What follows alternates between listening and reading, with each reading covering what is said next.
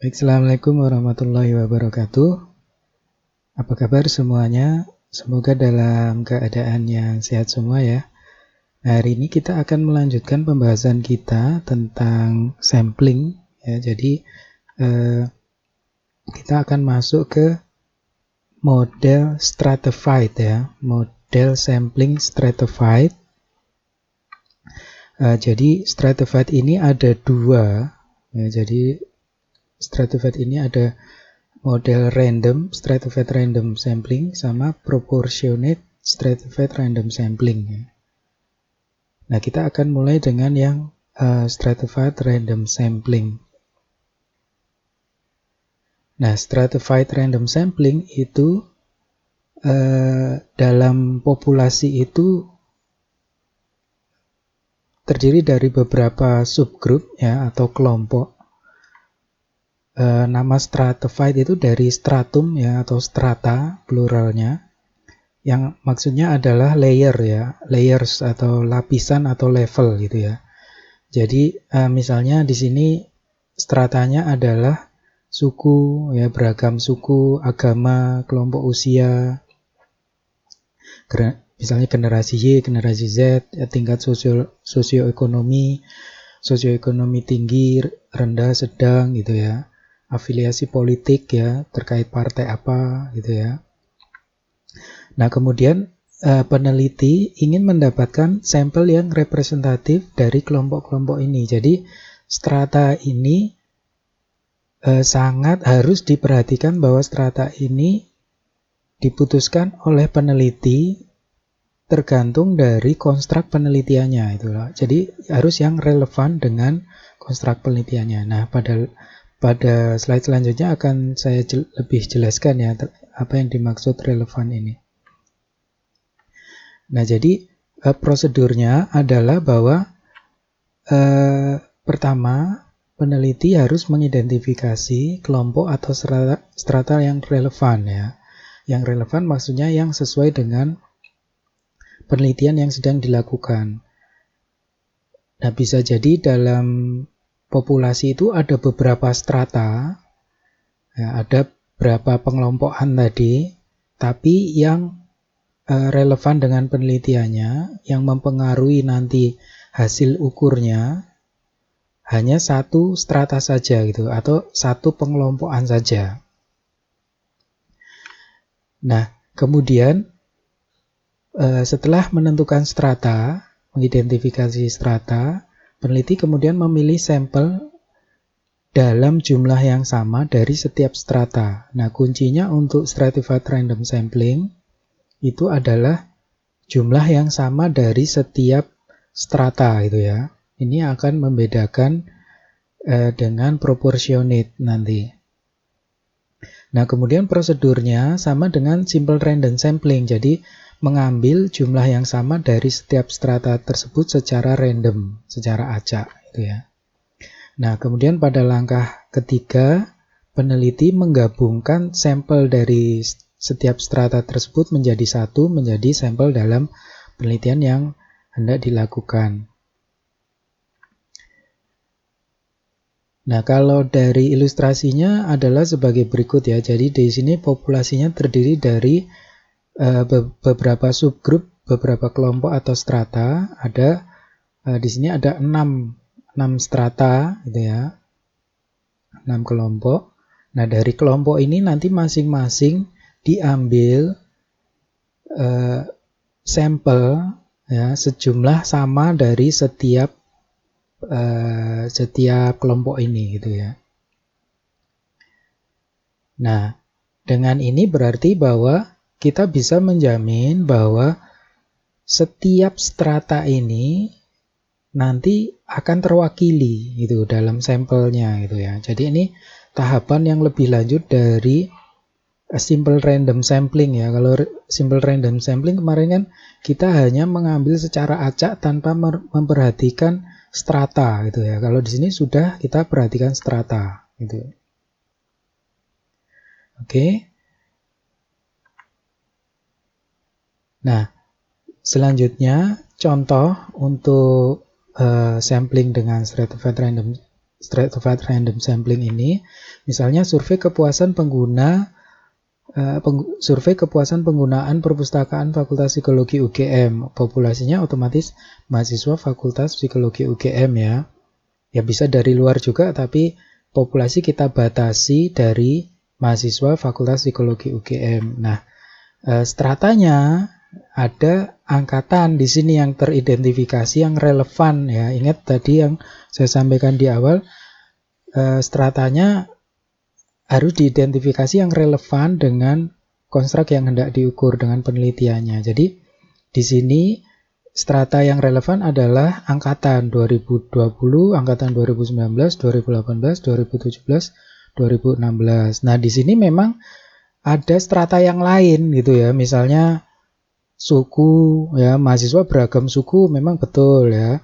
Beragam agama memang betul, tapi apakah itu menjadi strata yang relevan? Kan tidak gitu ya. Jadi yang lebih relevan di sini adalah bahwa beda angkatan ini akan mempengaruhi perbedaan penggunaan perpustakaan ya. Misalnya angkatan 2020 mungkin tidak seintens ya angkatan 2019 atau angkatan 2017 yang sudah mengambil skripsi, sedang penelitian gitu ya. Nah, berbagai angkatan ini merupakan strata yang relevan terkait penggunaan perpustakaan gitu. Dibandingkan dengan strata misalnya agama atau suku gitu ya. Nah, makanya peneliti memilih strata ini gitu. Nah, kemudian untuk langkahnya sendiri setelah kita mengidentifikasi strata, ingat kita kemudian mengambil sampel ya secara acak ya pada masing-masing tingkatan ini, masing-masing angkatan ini. Karena sampelnya targetnya 100, maka 100 dibagi 5 angkatan. Jadi yang diambil adalah 20 mahasiswa per angkatan gitu. Nah, ini yang akan membedakan nanti dengan proportionate ya. Jadi kalau stratified itu jumlah masing-masing strata ya, jumlah masing-masing kelompok itu sama gitu ya. Kita tidak memperhatikan beda populasi subgrup gitu ya. Nah, sekarang kita masuk ke proportionate ya. Nah, proportionate itu prosedurnya sama ya, hanya yang berbeda adalah setelah kita mengidentifikasi kelompok strata yang relevan, kemudian kita juga mengidentifikasi proporsi dari masing-masing strata. Jadi harus kita pertimbangkan jumlah besar ya anggota populasi dari masing-masing strata, masing-masing kelompok tadi yang ada dalam populasi tersebut. Nah, ini saja bedanya gitu ya. Kemudian memilih sampel sesuai jumlah proporsi tersebut gitu. Nah, kemudian proporsinya pemilihan sampelnya itu nanti prosedurnya sama ya dengan random sampling ya, dengan stratified tadi juga. Itu. Nah, kemudian menggabungkan sampel dari setiap strata. Jadi prinsipnya kalau proportionate itu ya hanya bedanya dengan stratified random sampling. Yang proportionate itu memperhatikan proporsi gitu ya, memperhatikan proporsi dari masing-masing subgrup ya, masing-masing kelompok dalam populasi yang relevan ya, yang relevan dengan tujuan penelitian yang dilakukan.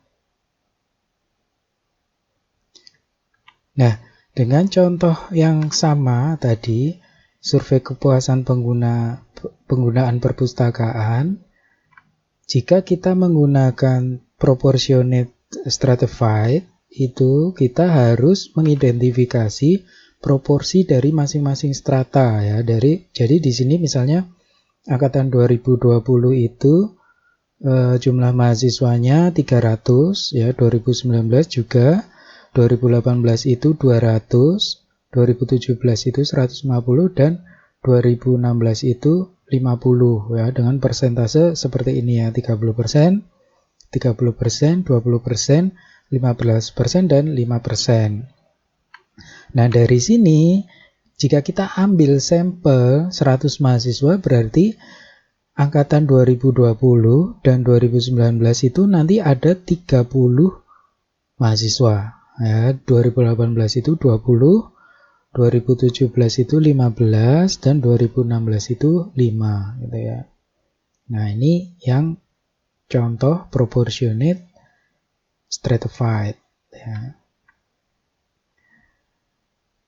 Nah, beberapa catatan dari proportionate stratified, otomatis dia sampelnya akan lebih representatif ya dalam strata yang diidentifikasi. Jadi ini lebih bagus dari sekedar random sampling ya.